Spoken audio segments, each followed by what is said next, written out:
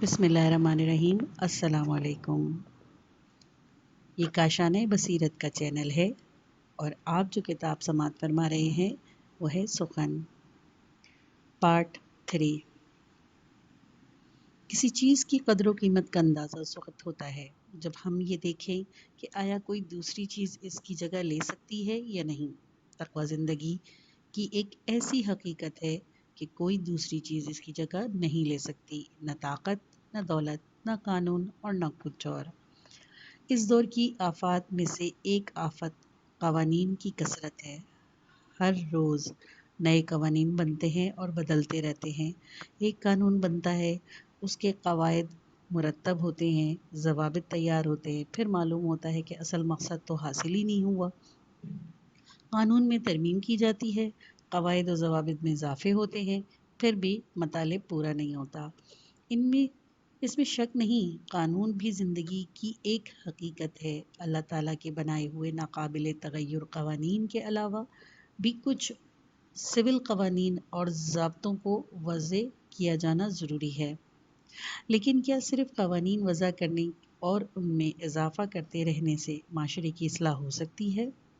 कानून का काम हुदूद का तयन करना है और इन हुदूद का एहतराम लोगों का अपना काम है, जिसके लिए उन्हें एक अंदरूनी ताकत दरकार होती है। इसका नाम तक़वा है।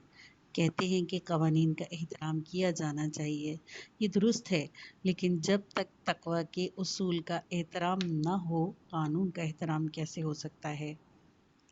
नमूने के तौर पर असरे हाजिर के मसाइल में से चंद मिसालें पेश करता हूँ। जैसा कि आपको मालूम है कि मौजूदा दौर में हमारी ज़िंदगी काफ़ी मुश्किल हो गई है। जिन मसाइल के मुतालिक लोग अखबारात में अपनी राय का इजहार करते रहते हैं और उनके हल की कोशिश करते रहते हैं, उनमें से एक मसला तलाक़ के रोज़ अफरोज़ वाक़यात हैं। एक और मसला इंतखाबात की इस्लाह है, एक मसला ट्रैफ़िक का है। और मैं ये दावे नहीं करता कि मुझे तलाक़ के बढ़ते हुए वाक़यात के असबाब का पूरा इल्म है और मैं इन असबाब को बयान कर सकता हूँ।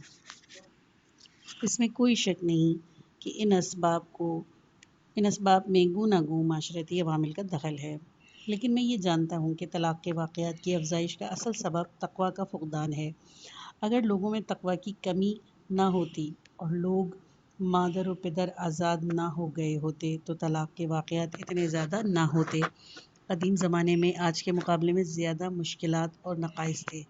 आज की खानगी और खानगी ज़िंदगी में मुश्किलात हैं, यकीनन पुराने ज़माने में इससे ज़्यादा थी, लेकिन साथ ही ईमान और तक़वा का वजूद इन मुश्किलात के हल में बहुत माविन साबित होता था। लेकिन आज हम तक़वा का अंसर खो बैठे हैं। ज़िंदगी की तमाम सहूलतों के बावजूद हमारी मुश्किलात में इजाफ़ा हो गया है।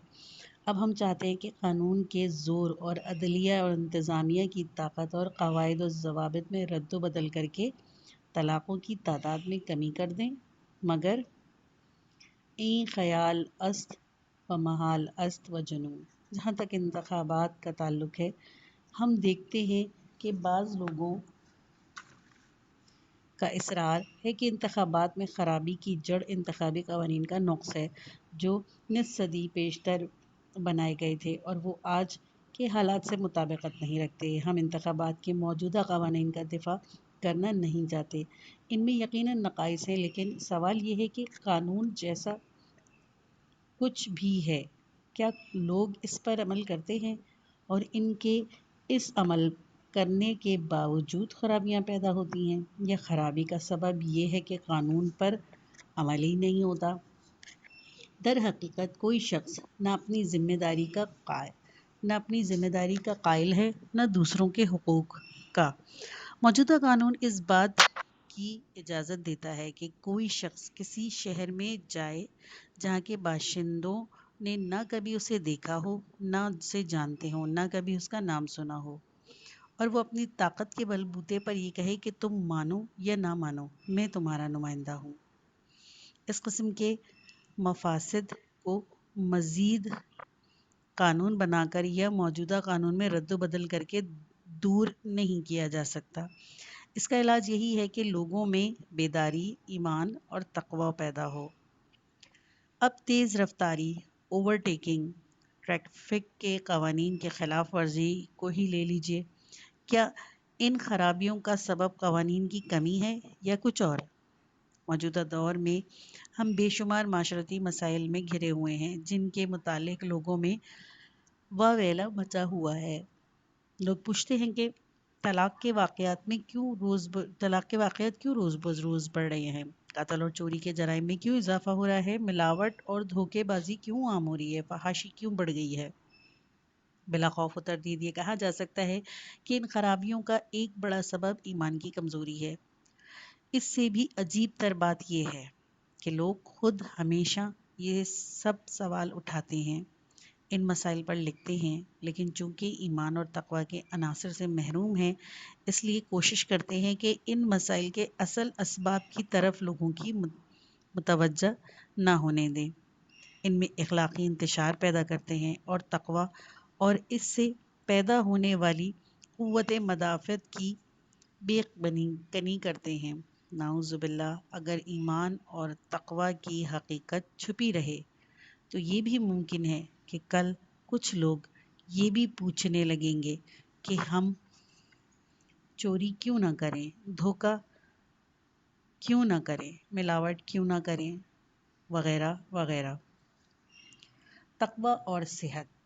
امیر المومنین علیہ السلام نے تقوی کے بارے میں ارشاد فرمایا ہے، یہ ترجمہ: تقوی تمہاری جسمانی بیماریوں کے لیے شفا ہے۔ شاید آپ یہ سوال کریں کہ تقوی تو ایک روحانی معاملہ ہے، اس کا صحت سے کیا تعلق؟ یہ صحیح ہے کہ تقوی کوئی پاؤڈر یا انجیکشن نہیں ہے، لیکن اگر تقوی نہ ہو تو شفا خانوں کا نظام بھی درست نہیں ہوگا، ڈاکٹر بھی صحیح کام نہیں کریں گے، نرسیں بھی اپنے فرائض کماحقہ انجام نہیں دیں گی، دوا بھی صحیح نہیں ملے گی۔ اگر تقوی نہ ہو تو آدمی اپنی صحت میں برقرار ہی نہیں رہ سکتا۔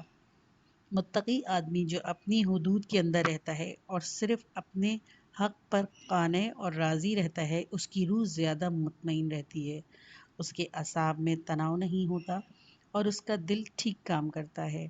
اسے یہ فکر نہیں رہتی کہ کس چیز پر قبضہ کر لے، کیا چیز کھا جائے اور کسے نگل جائے۔ اعصابی بیماریاں اس کے پھیپھڑوں میں زخم نہیں ڈالتی اور اسے معدے کے السر میں مبتلا نہیں کرتی۔ شہوت رانی کی زیادتی اسے کمزور نہیں کرتی۔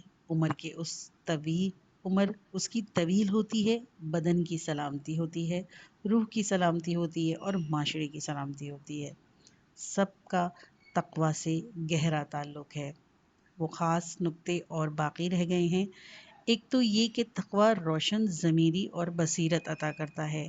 اللہ تعالیٰ قرآن میں ارشاد فرماتا ہے، ترجمہ: تقوی ایک بڑا نتیجہ بصیرت اور بھلے برے کی پہچان ہے۔ اس بات کو اس طرح بھی کہا جاتا ہے کہ تقوی مرحلہ عرفان میں سیر و سلوک کے راہ ہموار کرتا ہے۔ تقوی کا ایک دوسرا اثر یہ ہے کہ تقوی مشکلات کو حل کرتا ہے۔ قرآن کریم میں سورہ طلاق میں ہے، ترجمہ: جو تقوی الہی کی دولت سے مالا مال ہے، اللہ اس کے لیے مشکلات میں سے نکلنے کا کوئی راستہ پیدا کر دے گا اور اسے ایسے راستے سے رزق دے گا جس کا اسے گمان بھی نہ ہوگا۔ جو اللہ پر بھروسہ کرتا ہے، اللہ اس کے لیے کافی ہے۔ بے شک اللہ اپنے کام کو پورا کر کے رہتا ہے اور اللہ نے ہر چیز کا ایک حساب مقرر کر کے رکھا ہے۔ آیت نمبر 2 اور 3۔ چونکہ یہ دونوں نکتے مزید تفصیل چاہتے ہیں، اس لیے ان کا مفصل بیان ہم اگلے جلسے کے لیے اٹھا کے رکھتے ہیں۔ آثار تقوی۔ تقوی کے 2 خاص اثر۔ پچھلے لیکچر میں نے یہ وعدہ کیا کہ اس دفعہ تقوی کے ان 2 خاص اثر کے بارے میں گفتگو ہوگی جن کا قرآن مجید میں ذکر ہے۔ ان میں سے ایک روشن ضمیری اور دوسرا بصیرت ہے، جس کے متعلق سورہ انفال کی آیات نمبر 29 میں اللہ تعالیٰ نے فرمایا ہے، ترجمہ: اگر تمہیں تقوی الہی حاصل ہوگا تو اللہ تعالیٰ تمہارے لیے ایسی کسوٹی بہم پہنچا دے گا جس سے تم برے بھلے کی تمیز کر سکو۔ تقوی کا دوسرا اثر مشکلات میں آسانی پیدا کرنا ہے۔ سورہ طلاق کی دوسری آیت میں اللہ تعالیٰ فرماتا ہے، جسے تقوی الہی حاصل ہوگا اللہ اس کے لیے مشکلات سے نکلنے کی کوئی سبیل پیدا کر دے گا۔ اسی سورہ میں 2 آیات کے بعد اللہ تعالیٰ ارشاد فرماتا ہے، جسے تقوی الہی حاصل ہوگا اللہ اس کے کاموں میں ایک طرح کی آسانی پیدا کر دے گا۔ تقوی اور روشن ضمیری۔ جہاں تک تقوی کے پہلے اثر کا تعلق ہے، اس کے متعلق قرآن مجید میں ایک آیت نہیں، یہ تو اسلام میں ایک مسلمہ حقیقت ہے، اور اس حقیقت کی طرف قرآن کے متعدد آیات میں اشارہ ہے۔ حدیث نبوی اور روایت عامہ اطہار علیہ السلام میں بھی یہ مضمون بار بار دہرایا گیا ہے۔ جیسے کہ میں نے پچھلے جلسے میں عرض کیا تھا، یہی وہ مضمون ہے جس سے سلوک و عرفان کی راہ ہموار ہوتی ہے۔ اہل عرفان نے تو آیت کریمہ یا ایھا الذین آمنوا اذا تدالیتم بدین الی اجل مسمی میں سے بھی استدلال کیا ہے۔ یہ قرآن شریف کی طویل ترین آیت ہے۔ اس کا وہ حصہ جس میں تقوی کا اثر کی طرف اشارہ کیا گیا ہے وہ یہ ہے۔ ترجمہ: الہی تقوی ہے، الہی اختیار کرو، اللہ تمہیں تعلیم دے گا۔ کہتے ہیں کہ اس آیت میں تقوی کے بعد تعلیم کا جو ذکر ہے، اس کا مطلب یہ ہے کہ تقوی کی صورت میں خاص فیضان الہی سے تمہیں تعلیم دی جائے گی۔ حدیث نبوی ہے۔ ترجمہ: ہوا و ہوس کے خلاف جہاد کرو تاکہ تمہارے دلوں میں جاگزی ہو جائے۔ ایک اور حدیث نبوی میں ہے، یہ تو مجھے یاد نہیں کہ کسی حدیث کی کتاب بعینہ جملہ دیکھا ہو، لیکن اگر دیگر اسلامی کتابوں میں یہ حدیث خاصی مشہور ہے۔ ترجمہ: جو اللہ کے لیے 40 روز مخصوص کر دے گا، حکمت کے چشمے اس کے دل سے پھوٹیں گے اور اس کی زبان پر جاری ہو کر رہیں گے۔ یہی مضمون تفسیر لفظی کے ساتھ اصول کافی باب الاخلاص میں امام باقر علیہ السلام سے منقول ہے۔ جو شخص خلوص دل سے 40 روز تک اللہ پر ایمان رکھے، یا آپ نے فرمایا جو شخص 40 روز تک اللہ کو خوب یاد کرے گا، اللہ اسے دنیا میں زہد عطا کرے گا اور اسے ایسی بصیرت دے گا کہ اسے دنیا کی بیماریاں اور ان کی دوائیاں نظر آنے لگیں گی۔ حکمت اس کے قلب میں جاگزی کر دے گا جو اس کی زبان پر جاری ہو کر رہے گی۔ حافظ نے مندرجہ ذیل رباعی میں اس مشہور حدیث کی طرف اشارہ کیا ہے۔ ترجمہ: میں نے کسی مقام پر ایک مسافر کی بات سنی جو اپنے دوست سے یہ معمہ کہہ رہا تھا کہ اے صوفی، شراب اس وقت تک صاف ہوتی ہے جب شیشے میں 40 دن تک رہے۔ حضرت علامہ محمد حسین طباطبائی رحمۃ اللہ علیہ نے اپنی تفسیر المیزان میں اہل تسنن کی کتابوں میں سے ایک حدیث نقل کی کہ جناب رسول اکرم صلی اللہ علیہ وآلہ وسلم نے فرمایا۔ ترجمہ: اگر تم یا وہ گوئی میں مبتلا نہ ہوتے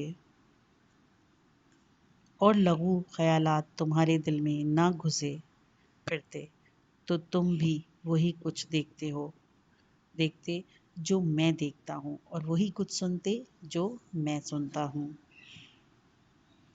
اس حدیث میں تمرج کا لفظ جس کے مادہ مرج ہے، اس کے معنی چمن زار اور چراگاہ کے ہیں، جس میں ہر جانور داخل ہو سکتا ہے اور چر سکتا ہے۔ رسول خدا فرماتے ہیں کہ تمہارے دل کی دل کھلی ہوئی چراگاہ کی مانند ہے جس میں ہر قسم کے جانور داخل ہو سکتے ہیں۔ اور ایک اور حدیث میں امام صادق علیہ السلام فرماتے ہیں، اگر شیاطین فرزندان آدم کے دلوں کے اندر گرد نہ گھومتے پھرتے ارد گرد نہ گھومتے پھرتے تو وہ بھی ملکوت سماوی کا مشاہدہ کر سکتے تھے۔ اس قسم کی روایات سے ہماری دینی کتابوں میں بہت سی ہیں جن میں تقوی اور گناہوں سے پرہیز کو براہ راست بصیرت اور روشن ضمیری کا وسیلہ قرار دیا گیا ہے یا بالواسطہ طور پر یہی مضمون بیان کیا گیا ہے۔ مثلاً یہ کہا گیا ہے کہ ہوا پرستی اور ترک تقوی کا نتیجہ روح کی تاریکی ہے، دل کی تیرگی ہے اور نور عقل کا خاتمہ ہے۔ امیر المومنین علیہ السلام فرماتے ہیں، ترجمہ: کسی چیز کی حد سے بڑھتی ہوئی محبت آنکھ کو اندھا اور دل کو بیمار کر دیتی ہے۔ نہج البلاغہ، خطبہ نمبر 107۔ نہج البلاغہ میں آپ کا ایک اور ملفوظہ ہے، آدمی کو خود پسندی اس کی عقل کی دشمن ہوتی ہے۔ آپ کا ہی ایک اور قول ہے، عموماً عقل وہاں ماری جاتی ہے جہاں لالچ کی بجلی چمکتی ہے۔ اسلامی تعلیمات میں تو یہ ایک تسلیم شدہ حقیقت ہے۔ اسلامی ادبیات میں بھی خواہ وہ عربی ہو یا فارسی، اس حقیقت کی طرف جا بجا اشارے ملتے ہیں۔ آباء اور فضلاء نے اس مضمون کو اقتباسات کر کے اس سے خوب کام لیا ہے۔ یوں کہا جا سکتا ہے کہ یہ مضمون اسلامی ادبیات کا ایک اہم ستون ہے۔ نمونے کے طور پر ابو الفتح بستی کے مشہور قصیدے نو نینا کا ایک شعر مثال کے طور پہ پیش کرتا ہوں۔ قصیدے کا مطلع یہ ہے، ترجمہ: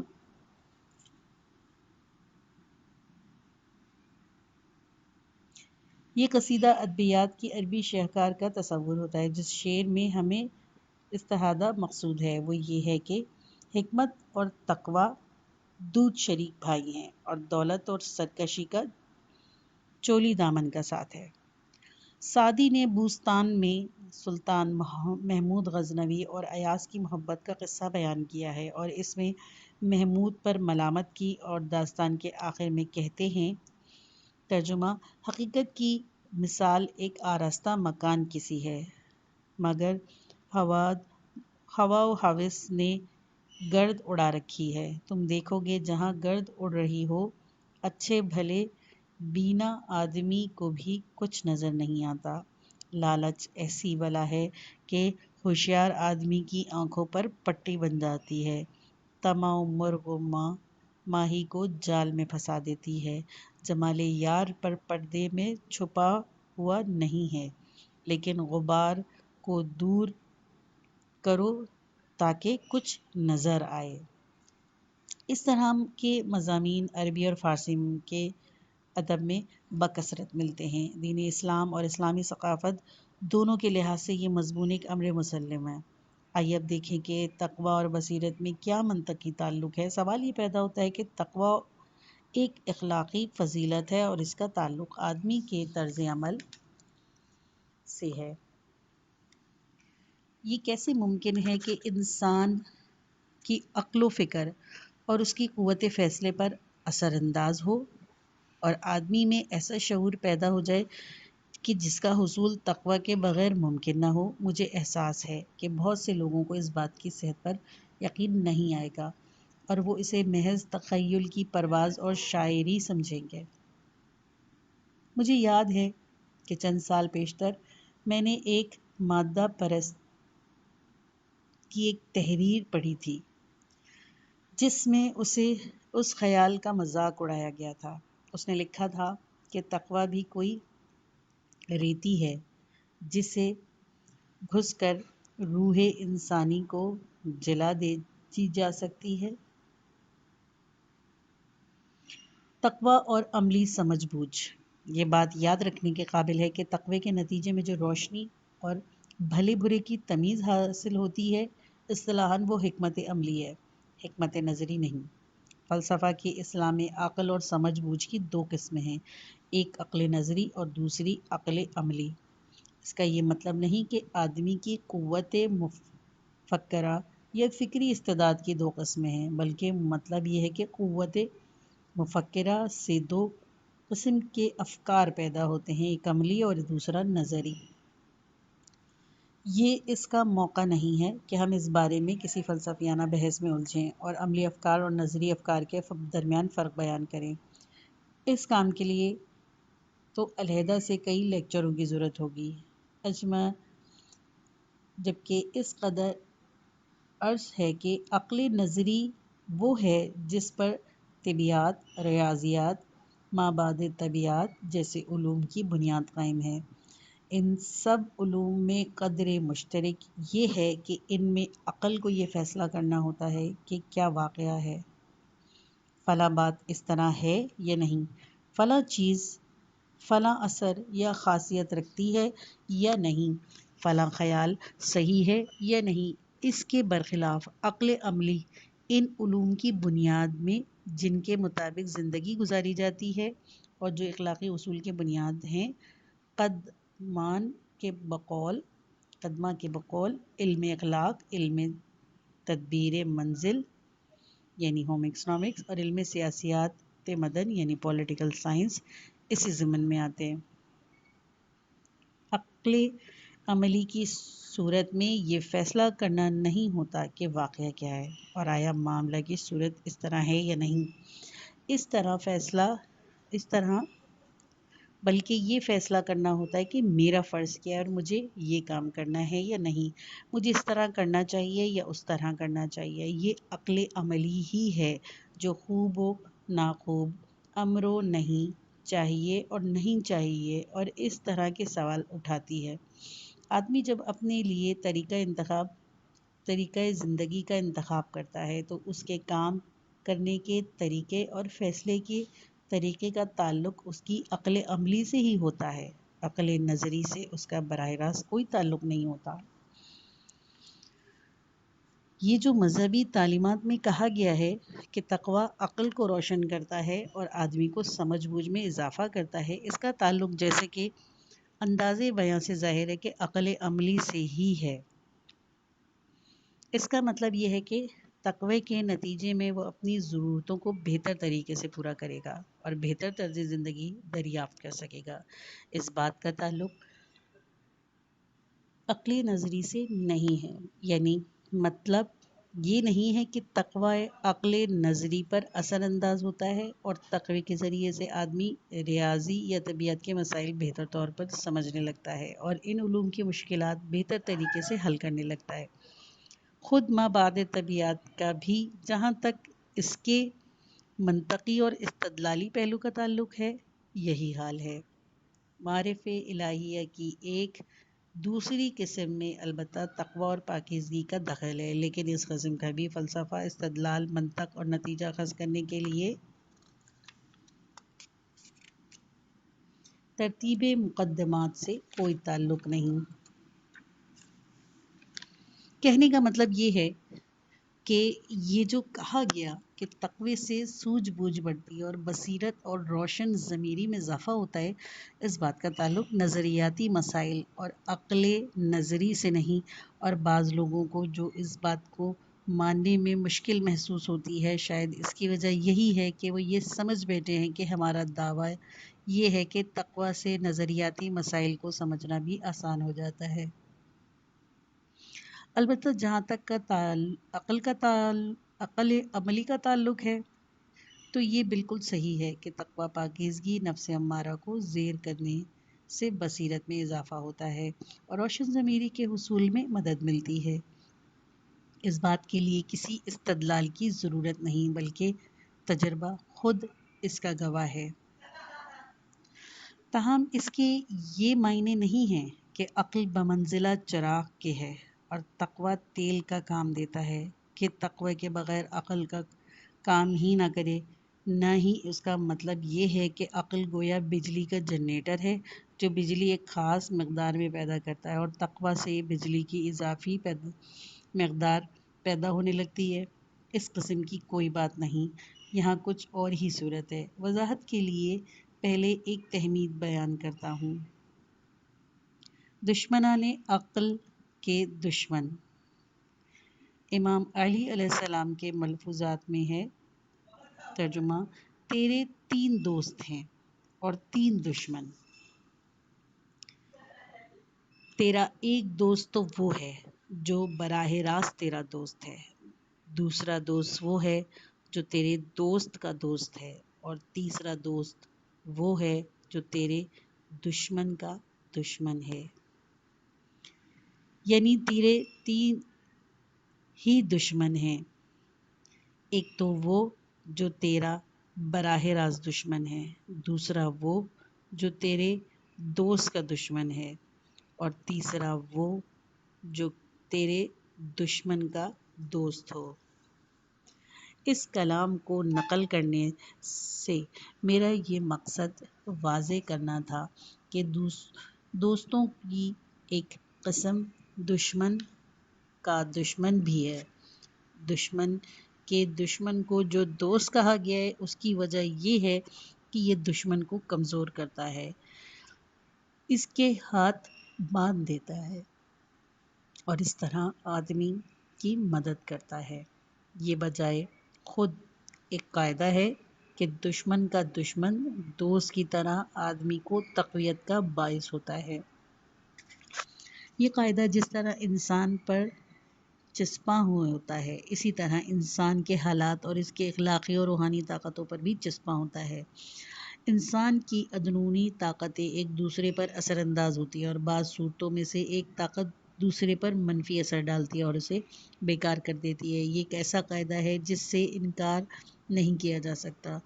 اس کا اعتراف قدیم و جدید سبھی عالموں نے کیا ہے، اور یہ خود ہی اپنی جگہ ایک وسیع مضمون ہے۔ روشن ضمیری میں تقوی کے اثر کا راز۔ کچھ حالات اور کچھ قوتیں ایسی ہیں جو انسان کی عقل عملی یعنی کہ طرز فکر اور طرز عمل پر اثر انداز ہوتی ہیں، اور ان میں سے متاثر ہو کر آدمی یہ طے کرتا ہے کہ کیا اچھا ہے اور کیا برا ہے، کیا صحیح ہے اور کیا غلط ہے، کیا ضروری ہے اور کیا غیر ضروری ہے، اسے کیا کرنا چاہیے اور کیا نہیں کرنا چاہیے۔ اس قسم کی منفی قوتوں میں نفس پرستی، لالچ، ضد، تعصب وغیرہ شامل ہیں، کیونکہ انسان کے طرز عمل کا اس کے احساسات، اس کی خواہشات اور اس کے جذبات سے گہرا تعلق ہے۔ اگر یہ قوتیں حد اعتدال سے گزر جائیں اور انسان ان پر حاکم ہونے کے بجائے ان کا محکوم ہو جائے، تو پھر وہ عقل اور ضمیر کی آواز کو دبا دیتی ہیں۔ نتیجہ یہ ہوتا ہے کہ پھر آدمی ان کے شور و غل میں ضمیر کی آواز نہیں سن سکتا۔ عقل چراغ پر دھند چھا جاتی ہے۔ عقل کے چراغ پر دھند چھا جاتی ہے۔ دیکھیے، اس وقت ہم یہاں بیٹھے ہوئے ہیں، کہہ بھی رہے ہیں، سن بھی رہے ہیں اور دیکھ بھی رہے ہیں۔ اس کی وجہ یہی ہے کہ ایک آدمی بات کر رہا ہے اور دوسرے خاموشی سے سن رہے ہیں۔ چراغ روشن ہے، فضا بھی صاف ہے، صاف و شفاف، لیکن اگر اسی فضا میں بیک وقت سبھی بولنا اور بلند آواز سے کچھ پڑھنا شروع کر دیں تو ظاہر ہے کہ بولنے والے کو خود اپنی آواز بھی صاف سنائی نہیں دے گی۔ اگر فضا میں گرد و غبار کے بادل چھا جائیں تو کوئی کسی کو نہیں دیکھ سکتا۔